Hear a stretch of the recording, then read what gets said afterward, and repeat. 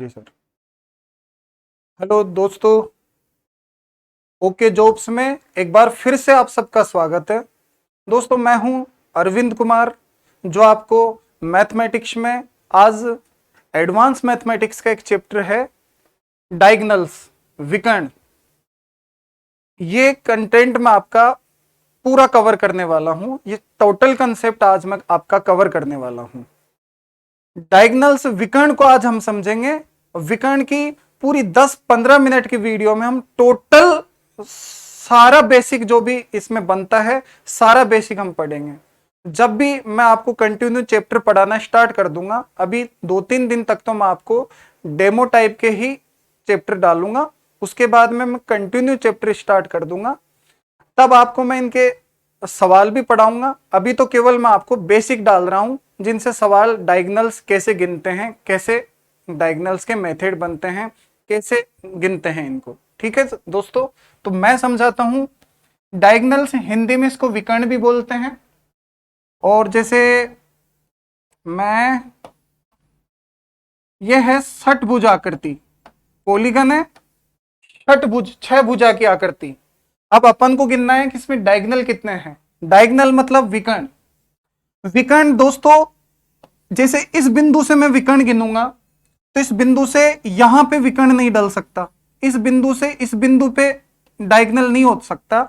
Diagonal का मतलब है कि डाई मारो डायरेक्ट। ये एक विकर्ण है, ये एक विकर्ण है, एक विकर्ण ये है, और एक विकर्ण ये है। ये डायगोनल नहीं है, ये डायगोनल नहीं है। और इस बिंदु से इस खुद बिंदु पे भी डायगोनल नहीं डाल सकते। तो एक बिंदु से इसमें 3 डायगोनल डल रहे हैं। ऐसे एक और देखो, आपको डायगोनल टोटल समझना है तो टोटल वीडियो देखनी पड़ेगी। और उसके बाद में पूरी जिंदगी भर आपको डायगोनल विकर्ण गिनने की टेंशन ही खत्म हो जाएगी। ना आपको कोई मेथड याद करना है, ना आपको कुछ भी याद करने की जरूरत नहीं है, बस समझना है। और ऐसा समझ में आ जाएगा कि जिंदगी भर याद रखोगे। देखो आप, जैसे पंच 5 भुजा वाली आकृति है, ये 5 भुजा वाला पॉलीगन है, और इसमें हमको गिनना है डायगोनल कितने हैं। तो ध्यान रखना, जैसे इस बिंदु से मैं डायगोनल गिन रहा हूं, तो इस बिंदु से इस खुद बिंदु पे डायगोनल नहीं गिन सकते। इसके बगल वाले पे आप डायगोनल नहीं डाल सकते। इसके बगल वाले बिंदु पे भी आप डायगोनल नहीं डाल सकते। इस तीनों एंगल पे डायगोनल नहीं डलेगा इस बिंदु से। तो आप डायगोनल 1 और 2 ही तो डाल पाओगे इस पे। तो इस एक बिंदु से 2 ही डायगोनल डाल पाओगे, यानी कि 3 पॉइंट कैंसिल होते हैं। यहां पे भी आपके 3 पॉइंट कैंसिल होते हैं, यानी कि एक बिंदु से आप 3 कम डायगोनल डाल पाते हो। जैसे 6 भुजा वाली आकृति है, तो 6 एंगल है, तो आप एक एंगल से 3 पे तो डायगोनल डाल ही नहीं सकते। तो आप 3 ही पे तो डायगोनल डाल पाओगे एक एंगल से। ऐसे इसमें 5 एंगल है, तो एक एंगल से 2 पे ही डायगोनल डाल पाओगे, 3 पे तो आप डायगोनल डाल ही नहीं पाओगे। तो आप 2 ही डायगोनल डाल पाओगे एक बिंदु से। ये बात आपको समझ में आ गई होगी। देखो एक और मैं बना देता हूं। जैसे चतुर्भुज है, चतुर्भुज में 2 ही डायगोनल होते हैं। जैसे इस बिंदु से तो आप एक ही डायगोनल डाल पाओगे, इससे खुद पे डायगोनल नहीं डलेगा, बगल वाले पे डायगोनल नहीं डलेगा, और अगल वाले पे डायगोनल नहीं डलेगा। तो 3 पॉइंट पे आप डायगोनल डाल ही नहीं सकते।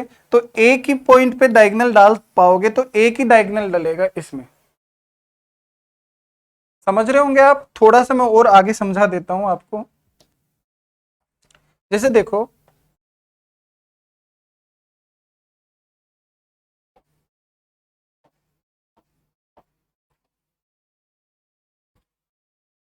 षटभुज है, 6 भुजा वाली आकृति, इसमें कितने डायगोनल डलेंगे देखना आप। इस एक पॉइंट से खुद पे डायगोनल नहीं डलेगा, अगल वाले पे भी डायगोनल नहीं डलता, बगल में भी डायगोनल नहीं डलता। डायगोनल डलता है जंप मारने पे, सामने पे। 1, 2 और 3 डायगोनल डलेंगे इस एक पॉइंट से। इस एक पॉइंट से 3 डायगोनल डलेंगे, और इस पॉइंट से भी 3 डायगोनल डलेंगे। देख लो, 1, 2, 3। और इस पॉइंट से भी 3 डायगोनल डलेंगे। देख लो, 1, 2 और तीसरा ऑलरेडी डला हुआ है उसमें।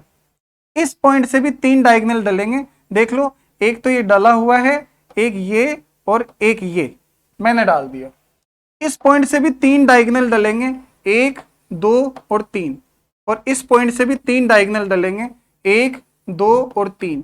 तो ऐसे 6 पॉइंट थे 6 बिंदु से, लेकिन उसमें से 3 कैंसिल हो जाते हैं और 3 ही डायगोनल डलते हैं। जैसे 7 भुजा वाली आकृति है तो उसमें 3 कैंसिल कर दो, 4 ही डायगोनल डलेंगे एक पॉइंट से। ये बात आप समझना अच्छे से, मैं आपको समझाता जा रहा हूं। जैसे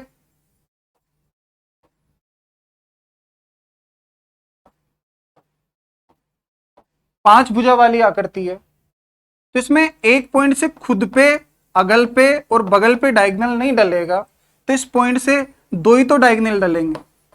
तो 2 इस पे, 2 ही यहां से डलेंगे और 2 ही यहां से डलेंगे, एक दूसरा डाला हुआ है ऑलरेडी, 2 ही यहां से डलेंगे और 2 ही यहां से डलेंगे। तो टोटल आपसे अगर डायगोनल पूछ ले कितने डायगोनल होते हैं, तो 2 2 2 2 और 2, ऐसे तो आपके 10 आ रहे हैं, ऐसे तो आपके 10 आ रहे हैं। लेकिन डायगोनल ध्यान से देखना, इस डायगोनल को मैंने यहां से भी काउंटिंग कर लिया और इस डायगोनल को मैंने यहां से भी काउंटिंग कर लिया, तो हर डायगोनल 2 बार काउंटिंग में आ गया है। इसलिए मैं इसमें किसका भाग दे दूंगा, 2 का भाग दे दूंगा। तो मेरे इस पंचभुज में टोटल 5 ही डायगोनल है। ये हमारा कंप्लीट हो गया टॉपिक, यही समझ के चलो कंप्लीट हो गया। मैं आपको थोड़ा सा और बेसिक से समझाऊंगा, चीजें और अच्छे से समझ में आ जाएगी। थोड़ा बहुत मैंने पहले से ही बोर्ड पे तैयार कर रखा है, कुछ चीजें वहां दिखाता हूं आपको।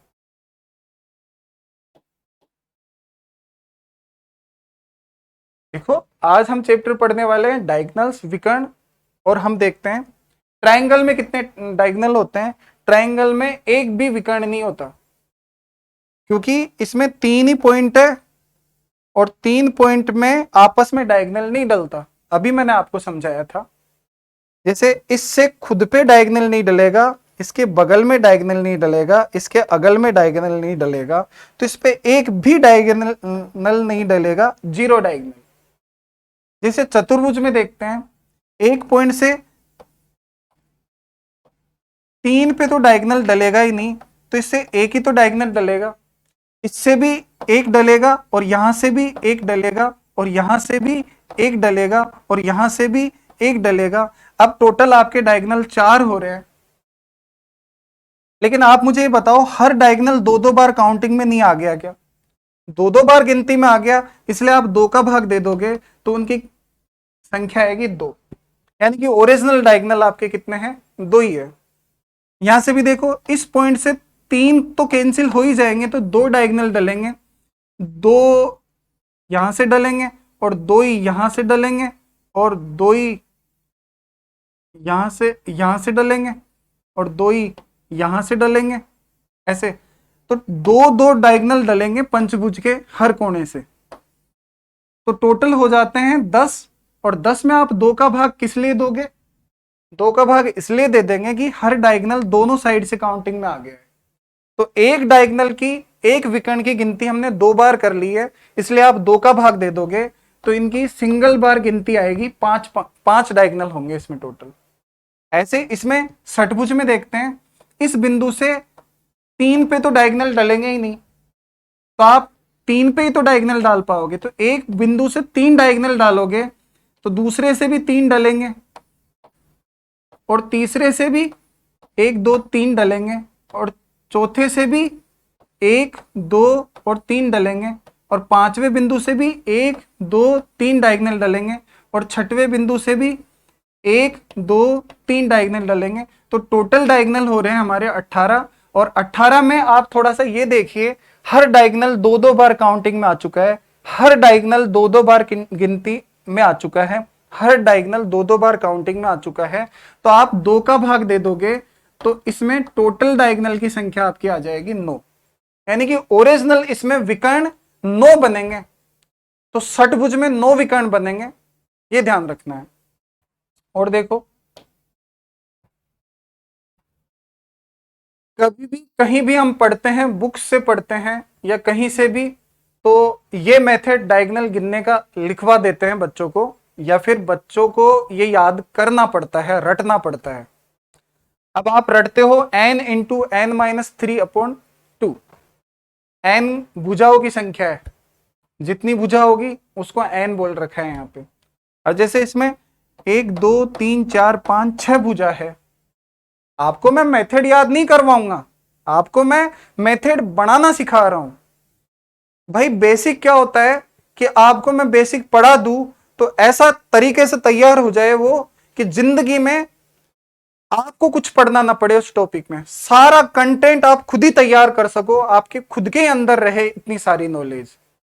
इतने जबरदस्त तरीके से मैं आपको कंटेंट बनाना सिखाऊंगा खुद ही। देखो, विकर्णों की संख्या ज्ञात करने का फॉर्मूला रटते हैं बच्चे, और इसको रटने की टेंशन को मैं आज खत्म करके जाऊंगा, और इसी पर्पज से ये वीडियो मैं बना रहा हूं आपके लिए। n इंटू एन माइनस 3/2 ये मेथड याद रखना पड़ता है। अब मैं आपको सारे बताऊंगा, n भुजाओं की संख्या n क्यों लिखते हैं, या n-3 से मल्टीप्लाई क्यों करते हैं, और 2 का भाग क्यों देते हैं। आधे बच्चे तो अभी समझ गए होंगे, मैंने अभी बेसिक पढ़ाया उससे कि ऐसा क्यों होता है, फिर भी मैं आपको कंप्लीट कंटेंट देके जा रहा हूं। देखो, जैसे ये मेथड से करते हैं तो इसमें 1 2 3 4 5 6 भुजा है हमारी, तो यहाँ पे डाल दोगे 6 इंटू 6 माइनस 3 करोगे तो आपका आ जाएगा 3, और बटे पे आ जाएगा आपका 2। तो 6 तिया 18 में 2 का भाग देंगे तो आपके 9। तो षटभुज में, इस पॉलीगन में 9 विकर्ण होंगे आपके, 9 डायगोनल होंगे। तो ये 9 डायगोनल मेथड से तो आगे, लेकिन बेसिक से अगर आप करो, मेथड आपको याद नहीं है तो आप कैसे करोगे, अभी मैंने आपको समझाया था। और देखिए गिनते हैं, इस एक बिंदु से आप 3 पे तो डायगोनल डाल ही नहीं सकते, तो डायगोनल डलेगा सामने वाले बिंदुओं पे। तो इससे 3 डायगोनल डलेंगे, 3 कैंसिल हो जाते हैं, 3 बिंदु पे डायगोनल नहीं डलेंगे तो 3 पे ही तो डलेंगे। ऐसे ही इस बिंदु से भी 3 डायगोनल डलेंगे, यहां से भी 3 डलेंगे, यहां से भी 3 डलेंगे, यहां से भी 3 डलेंगे, यहां से भी 3 डलेंगे। तो पूरे 6 बिंदुओं से 3 डायगोनल डल रहे हैं। पूरे बिंदु तो 6 है, डायगोनल 3-3 डल रहे हैं, तो 3-3 के हिसाब से 6 तिया कितने डायगोनल हो गए, 18। फिर मैंने आपको कहा था कि ये डायगोनल इस तरीके से गिनता हूं मैं, तो ये 3 इधर से भी, यहां से भी, ये 2 बार काउंट हो गया, देख लो। ये डायगोनल यहां भी 3 डलेंगे, यहां से भी 3 डलेंगे, तो हर डायगोनल 2-2 बार गिनती में आ गया।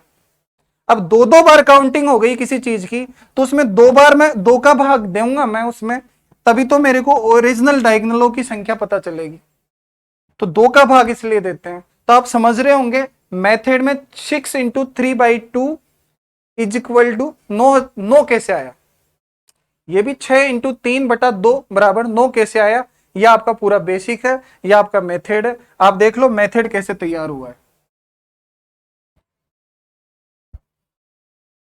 थोड़ा सा मैं और समझाता हूं खोल के।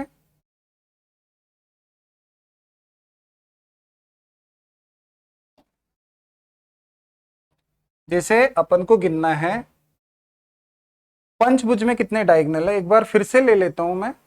वैसे एग्जाम में 20 भुजा वाले पॉलीगन भी हो सकते हैं, 40 भुजा वाले पॉलीगन भी हो सकता है, 100 भुजा वाली आकृति भी हो सकती है, कितनी भी भुजा हो सकती है। मैं आपको इस टॉपिक का बेसिक समझा रहा हूं, और बेसिक समझाने के लिए मैं आपकी 5 भुजा, 6 भुजा, अष्टभुजा पर आपको क्वेश्चन समझा रहा हूं। जब मैं क्वेश्चन पढ़ाऊंगा इसके आगे की वीडियो जो आपको मिलने वाली है, उस पर तो मैं आपको हर तरीके की कंडीशंस के क्वेश्चन समझाऊंगा। अभी तो मैं आपको बेसिक समझा रहा हूं, बेसिक को ध्यान से समझना। देखो, इसमें डायगोनल गिनूंगा मैं, तो इस खुद पे डायगोनल नहीं डलेगा, इसके अगल के बिंदु पे डायगोनल नहीं डलेगा, बगल पे डायगोनल नहीं डलेगा, तो 2 ही बिंदु पे तो डायगोनल डलेगा। तो इस बिंदु से एक बिंदु से 2 जगह पे डायगोनल डलेगा, तो इस जगह से भी तो 2 जगह पे ही डायगोनल डलेगा, और इस जगह से भी तो 2 जगह पे ही डायगोनल डलेगा, और इस बिंदु से भी तो 2 जगह पे ही डायगोनल डलेगा, और इस बिंदु से भी 2 जगह पे ही डायगोनल डलेगा। तो टोटल डायगोनल हो रहे हैं हमारे पांचों बिंदु से दो दो डायगोनल, तो टोटल डायगोनल हो रहे हैं 10। अब आप एक चीज गौर करिए कि हर डायगोनल इधर से भी काउंट हो गया, इधर से भी काउंट हो गया, इधर से भी काउंट हो गया, इधर से भी काउंट हो गया, तो हर डायगोनल दो दो बार काउंटिंग में आ चुका है। जिस चीज की दो दो बार गिनती हो जाती है उसमें दो का भाग दे देते हैं ताकि सिंगल बार गिनती उसकी रहे। अब दो से दो कट गया तो आपके टोटल डायगोनल इसमें आ रहे हैं 5। एक बात आपको समझ में आ गई होगी कि फॉर्मूला क्या था आपका, फॉर्मूला था आपका n इंटू n माइनस 3/2। तो ये फॉर्मूला आपका तैयार कैसे हुआ है? n कौन है आपको पता ही है, n तो बिंदु है, जैसे 1 2 3 4 5 बिंदु है तो वो 5 बिंदु है n। और n माइनस 3 कौन है? विकर्ण, एक बिंदु से, जैसे इस बिंदु से 3 पे डायगोनल नहीं डलेगा, तो 3 पे डायगोनल जब डलेगा ही नहीं तो n में से 3 माइनस हो जाएगा ना। तो फॉर्मूला आपको समझ में आ गया होगा, 3 क्यों कम किया है फॉर्मूले में। और आपको यह तो बहुत अच्छे से समझ में आ गया होगा 2 का भाग क्यों दिया है फॉर्मूले में। तो मैं ये कहना चाह रहा हूं कि आपको ये जो फॉर्मूला रटवाते हैं ये कैसे समझना है, ये फॉर्मूला बनाना सीख गए हो आप। मैंने पूरा कंटेंट समझा दिया आपको कि कैसे फॉर्मूला तैयार हुआ है। n इंटू एन माइनस 3, ये -3 क्यों होता है और ये 2 का भाग क्यों लगता है? 3 माइनस इसलिए होता है दोस्तों कि एक बिंदु से खुद पे डायगोनल खुद से ही नहीं डलेगा। एक बगल वाला ये डायगोनल नहीं है, ये भुजा है, तो ये डायगोनल होगा नहीं। और ये बगल वाला भी डायगोनल नहीं है, ये भुजा है, तो ये भी डायगोनल नहीं होगा। तो डायगोनल 3 बिंदु पे नहीं डलेगा। तो भुजा -3, 3 पे माइनस करना है, 3 पे नहीं डलेगा। और 2 का भाग इसलिए देते हैं कि हर डायगोनल 2 बार काउंटिंग में आ चुका है, तो 2 का भाग दे देंगे तो उसकी सिंगल काउंटिंग रह जाती है। तो आपको यह भी समझ में आ गया होगा कि फॉर्मूला कैसे तैयार हुआ, और यह बात समझ में आ गई तब लाइफ टाइम इस चैप्टर को कभी नहीं भूलोगे।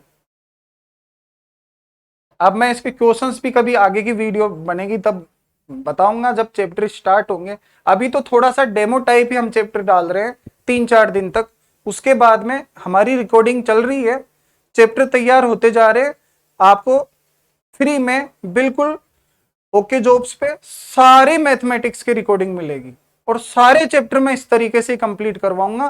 पहले मैं आपको बेसिक कंप्लीट करवा दूंगा, फिर मैं आपको उसी के साथ में क्वेश्चन कंप्लीट करवा दूंगा, क्या क्या क्वेश्चंस एग्जाम में आए हुए हैं, प्रीवियस क्वेश्चंस, नए क्वेश्चंस जो बन सकते हैं, सारे जितने भी हैं इसमें समझिए। इसमें टोटल 1 2 3 4 5 6 तो बिंदु है, 6 बिंदु है, और एक बिंदु से 3 जगह पे डायगोनल नहीं डलेगा, तो 6 माइनस 3, तो 3 जगह पे डायगोनल डलेगा, तो 6 इंटू 3 टोटल डायगोनल हो गया 18। और 18 में आप 2 का भाग इसलिए दे दोगे कि डायगोनल दोनों साइड से काउंटिंग हो जाता है इस तरीके से, इसलिए 2 का भाग दे दोगे तो आपके डायगोनल 9 ही रह जाएंगे। ये देखो बिना मेथड ही कर दिया, और बिना मेथड ही मेथड के तरीके से हो रहा है।